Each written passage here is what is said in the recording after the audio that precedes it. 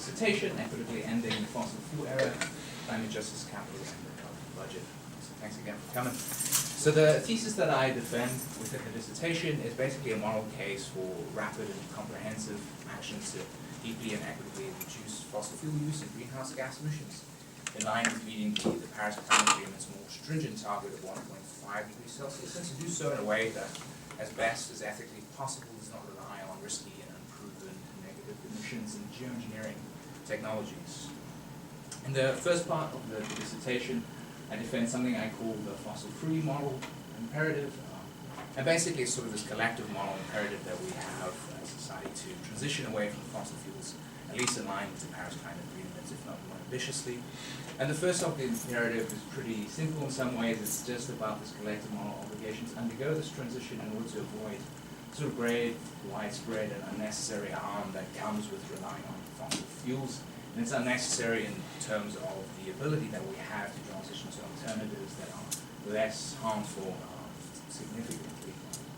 And the sort of second interconnected half of it is an argument that identifies sort of an additional complementary positive moral responsibility. So it's not just about avoiding harm, but it's also about the possibility of creating a more prosperous future both for present and for future generations.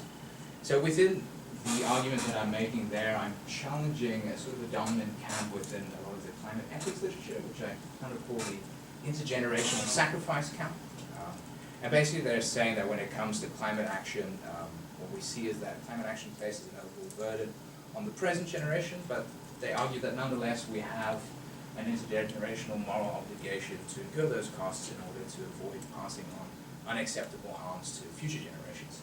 Now, I'm not disagreeing with the intergenerational obligation. I think that's real and should be acted on. But what I'm disagreeing with is the idea that it poses an overall burden to the current generation. I'm trying to argue that it is significantly in the current generation and in individual nations' interest to take climate action. And in order to make that argument, I sort of point out four general areas that the intergenerational sacrifice camp often relies on. So I'll go through each one quickly. So one is just to basically say that when we actually analyze the climate science, it does seem that taking climate action is significantly in the current generation's interest. So, for instance, the latest IPCC report came out and said that we could get to 1.5 degrees Celsius as early as 2040 and see significant negative impacts, right? And that is in the lifetimes of the majority of people alive today. So that shows that taking action now does very much align with our current generation's interests. The second element that I point out is sort of a common framing within a lot of analyses of climate change. Is what I'm sort of terming greenhouse gas parochialism, where the analysis focuses only on the cost of greenhouse gas emissions, but doesn't think about the broader harms and benefits associated with staying with fossil fuels, and also the benefits of moving away from it.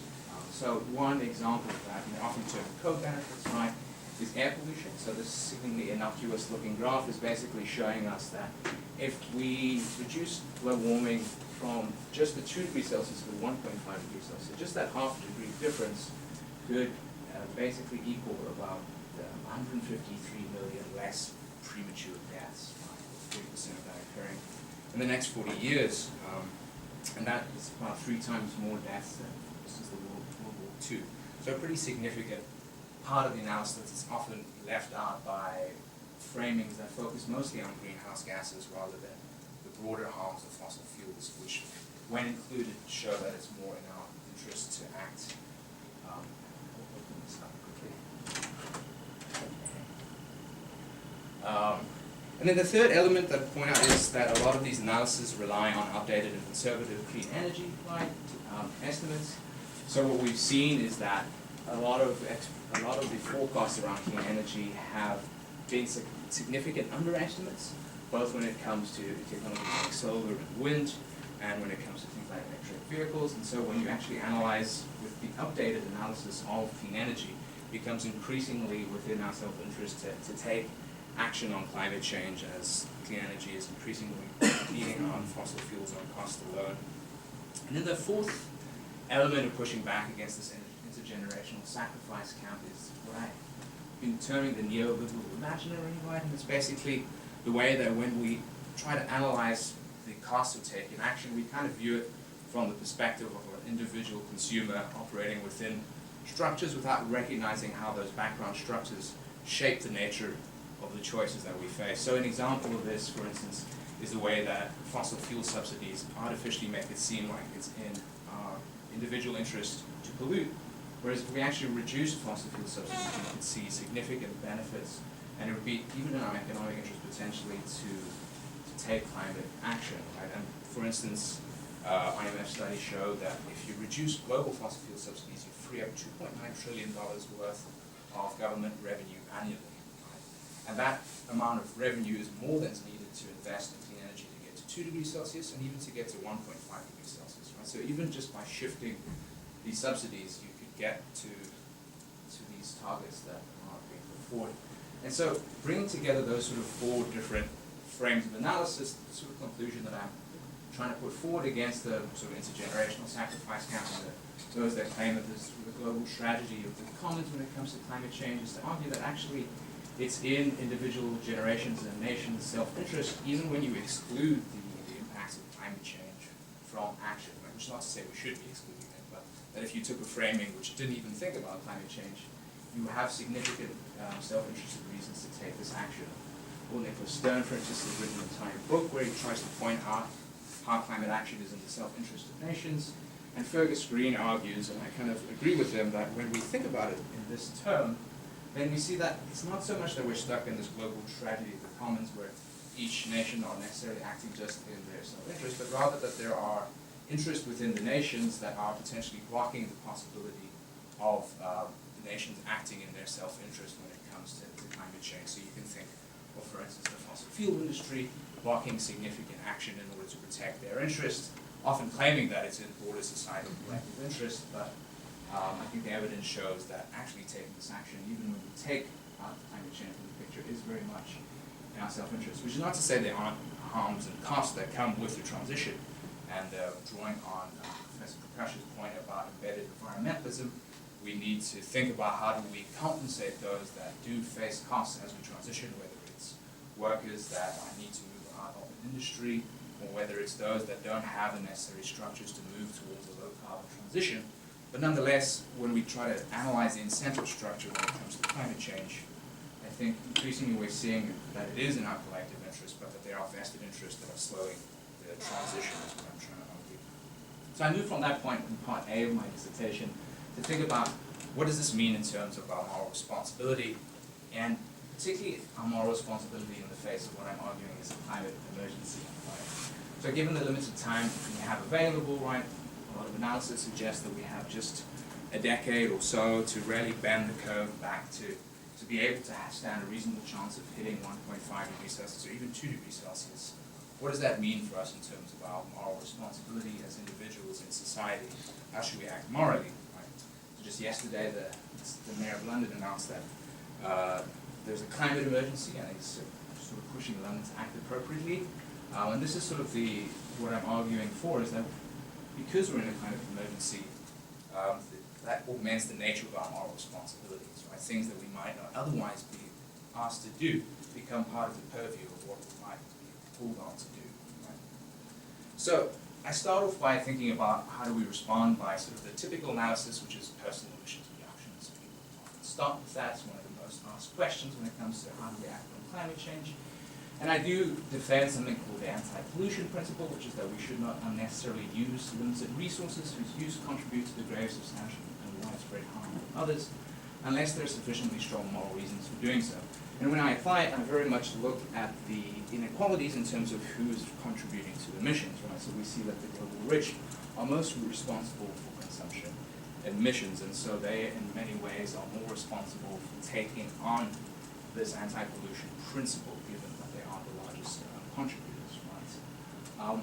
But there's limitations in terms of applying the anti-pollution principle, because when we think about the structures that inhibit us from moving towards a low-carbon transition, there's limitations to how much our individual emission reductions can actually shift at the speed and scale needed to meet something like the 1.5 degrees Celsius target. And so looking at this category of what are sufficiently morally strong reasons to be able to pollute, one of the reasons sort of I identify is that if we're pushing for broader structural change, right, so we shouldn't be unnecessarily inhibiting ourselves to be like more convenient, virtuous in our personal lives, if that is inhibiting with our ability to actually push for these broader structural change, that, as my students' homework very much echoes the sort of line of thought of Monica Alfrecht, and is trying to push that a little bit further to situate that within the context of this climate emergency that we're facing. Right? And so when we think about what our moral responsibility is, it is to push for these broader structural changes. But the question comes in this deeply non-ideal context that we face. We have embedded fossil fuel interests and industries blocking action. What can the extent of those sort of responsibilities to push for structural change be? And I try to think about what does it mean to fairly share responsibilities in the context of a moral emergency, right?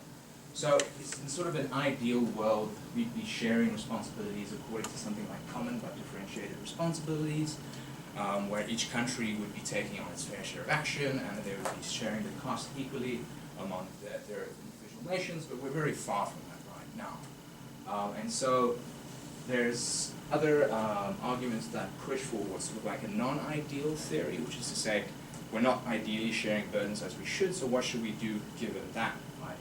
And so people like Simon Caney and Iris Marion Young, Caney argues that those that have significant power in society have a responsibility to act, to push for change. Iris Marion Young expands on a broader social connection model, where she says not only is it those that have power, but those that have privilege as well. Those that also can use their collective ability through groups like, say, unions or something like that, to collective willpower to push for change. And then also the category of interest, which is basically suggesting that those that are, let's say, disproportionately impacted by structural injustices, right, have a special responsibility to be at the table to be part of those discussions pushing for change, because they have a particular perspective which can shed light on the nature of those structural injustices, which is more privileged don't have often, right? Now the problem with this sort of what I'm calling a sub-ideal theory of justice is that it kind of presumes that the powerful and the privileged will be taking action. And if you look at our deeply non-ideal context, that's not really happening, right? So there's sort of a Marxist analysis which says that the powerful and the privileged, it's sort of typically diametrically opposed to their interests to change the structures that are benefiting them, right? And so I'm pushing for sort of an even deeper non-ideal theory. So normally this is seen as non-ideal theory, and I'm saying it's even more non-ideal than that kind of.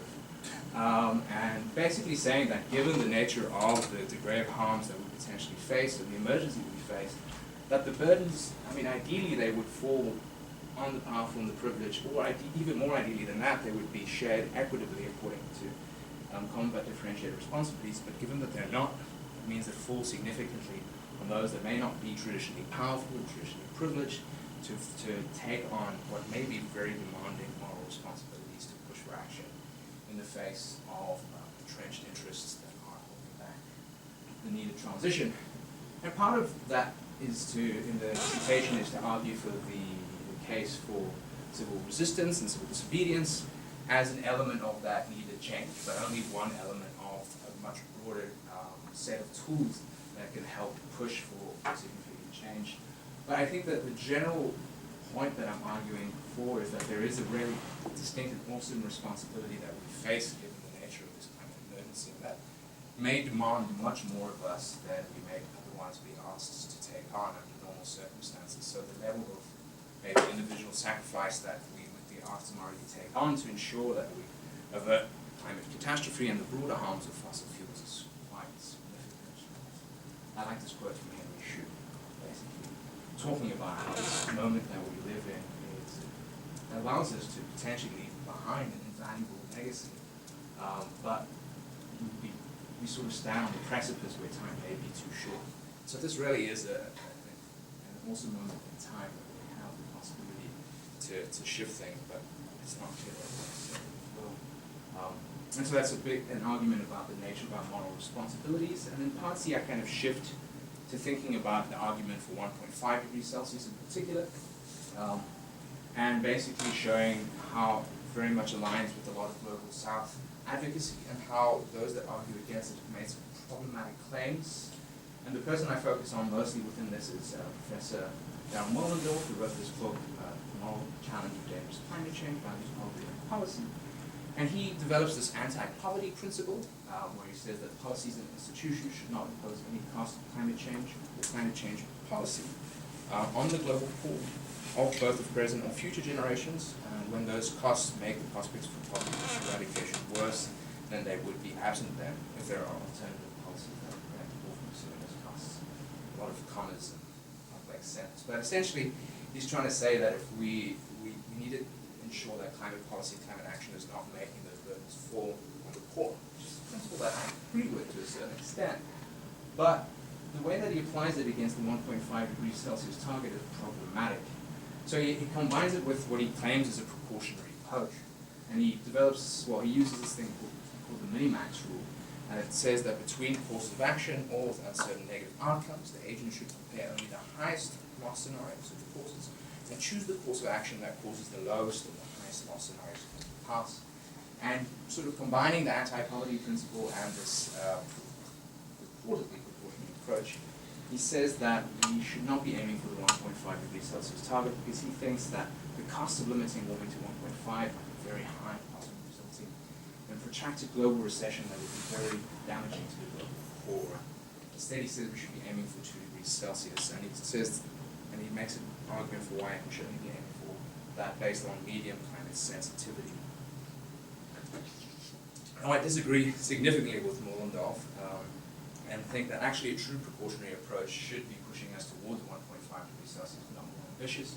Partly, I show that his argument is empirically correct. It's based on problematic economic analysis of 1.5 degrees Celsius. This comes from the latest IPCC report, which shows that there's significant linkages between mitigation needed for 1.5 and meeting our sustainable development goals. Importantly, the blue is where there is synergies and they come together, right? And the brown is where there are some trade-offs, right? So there are trade-offs and there are synergies. But importantly, when it comes to affordable and clean energy and poverty right at the top, there are some pretty significant synergies when it comes to meeting 1.5 and alleviating poverty and energy poverty. And so the claims that Moellendorff makes that this could lead to a protracted recession and that it would harm the poor is not necessarily true. There's good significant evidence to suggest that we can meet 1.5, and that doing so is actually one of the most significant ways that we can also meet a range of sustainable development goals. To the more philosophical sort of elements of the arguments, I also show that arguments like Moellendorff's, which push for the 2 degrees C target, often exemplify 4 interrelated forms of injustice. Right? So one is procedural injustice. When you look to the history of how the 2 degrees Celsius target came to be, it was outside of the UNFCCC consensus procedure. And it was through a process where essentially global north countries like the United States pushed forward this 2 degrees Celsius target as part of the Copenhagen Accords, which was sort of just pushed upon the rest of the voices at the UNFCCC, despite the objections of the majority of global south countries. So in terms of procedures, this is procedurally unjust.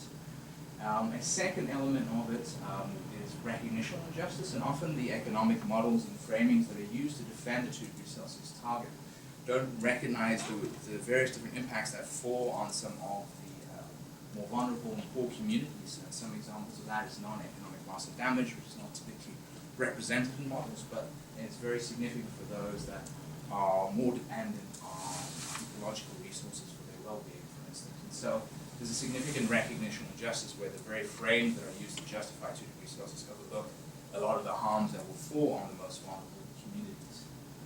More broadly, there's a distributive injustice in terms of when we think about getting to 2 degrees Celsius, it's certainly not a safe target, it's not supported by the science as safe, and if you look at how those harms will fall distributively, they'll fall predominantly on the global south, right, the poor and vulnerable, while the benefits of maybe pushing to 2 degrees Celsius instead of 1.5 could typically be concentrated with the global rich to a significant extent. And then the last element of it is to point out that there is an epistemic injustice insofar as a lot of communities from the global south and the least developed countries bloc under the UNFCCC, for instance, have put together significant evidence demonstrating the importance of pushing for 1.5 degrees Celsius, but there is sort of a systemic bias against their voices where their evidence is not counted sort of equally in the same way that evidence from, let's say, economists like William Nordhaus from the sort of global north and some politicians from the global north is weighed up in how this knowledge around the danger of 1.5 versus 2 degrees Celsius is seen. Now that's beginning to shift significantly with the recognition of 1.5 being important within the IPCC's latest report. But before that, there was this significant systemic bias where the pushes for 1.5 from the LDCs were very much sort of discounted in the broader discussions around climate change. Okay. Getting towards the end, I then push for a precautionary approach to geoengineering, right? So when we look at a lot of models of what it takes to get to 1.5 degrees Celsius, the color's not coming out very well in this, but essentially a lot of them push for the significant overshoots of meeting 1.5, which is then compensated by a lot of negative emissions, so technologies that pull emissions out of the air later in the century. And my argument is that relying on that is making us rely on risky technologies that we're not sure that work, and that could have potentially pretty significant ecological and social risks associated with them. And so it's a significant gamble in terms of our ability to mitigate climate change and use negative emissions technologies at a point that we'll be facing significant climate impacts.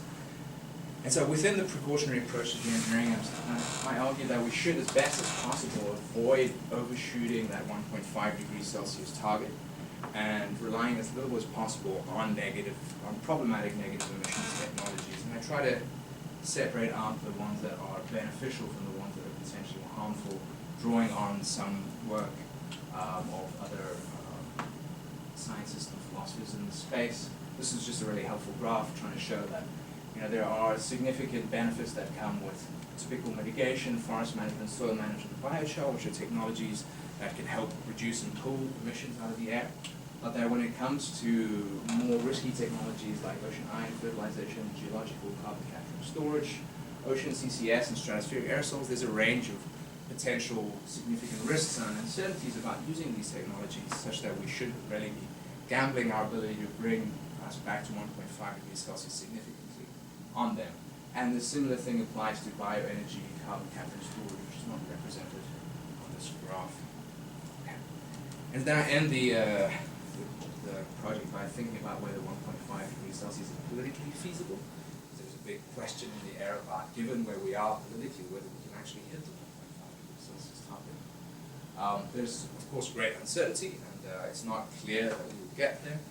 But I think there's sort of a combination of three things which still hold open the window for us to be able to do this. One is the rapid shifts in technology, which are enabling us to make this transition in ways that are much more affordable and that it can actually allow for a much more prosperous future if we embrace it. The second is, this is a picture from Australian school students that have been striking over the last week or so, is the sort of rising of significant climate justice resistance movements that are helping shift the political zeitgeist when it comes to climate action, and then couple that with businesses that are partly responding to this pressure. So for instance, the last week, VW announced that they're going to go all electric by 2026, and the largest shipping company is aiming for net zero by 2050. So these sort of three factors combining hold the possibility of making change, but the conclusion is that this is still very much an open question whether we will get there, and whether we can rise up to this particular moment in history is still very much in our hands, and it depends on whether we can rise up. So I like